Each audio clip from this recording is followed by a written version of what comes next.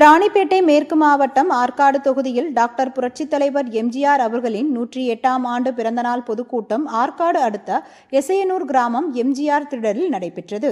இந்நிகழ்ச்சிக்கு அதிமுக ஆற்காடு கிழக்கு ஒன்றிய செயலாளர் வளவனூர் எஸ். அன்பழகன் தலைமை தாங்கினார். கழக விவசாய பிரிவு செயலாளர் அக்கிரி எஸ். கிருஷ்ணமூர்த்தி எம்எல்ஏ சிறப்புரையாற்றினார். கழக செய்தி தொடர்பாளர் கோ. சமரசம் எக்ஸ் எம்எல்ஏ, கழக செய்தி தொடர்பாளர் ராணிப்பேட்டை மேற்கு மாவட்ட கழக செயலாளர் எஸ். சுகுமார் சிறப்பு விருந்தினராக கலந்து கொண்டார். மேலும் கழக நிர்வாகிகள், தொண்டர்கள், பொதுமக்கள் கலந்து கொண்டு சிறப்பித்தனர். இது மாதிரி ஒரு மனிதன் இருக்கிறாரா நிகழ்ச்சி என்று சொன்னால், அந்த ஒரு பொருள் என்று சொன்னால் அது திருவள்ளுவர் தந்த திருக்குறள்.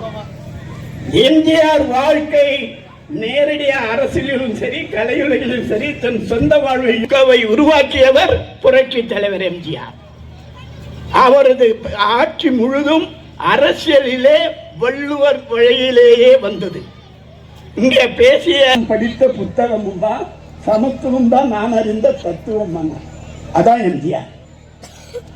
எம்ஜிஆர் என்ன செய்தார் என்று சொன்னால் ஏராளமா செய்தார். அதை எல்லாரும் ஏற்கனவே சொல்லியாச்சு. அவர் சொல்லக்கூடிய ஒன்றை சுற்றி சொல்கிறேன் என்று சொன்னால்,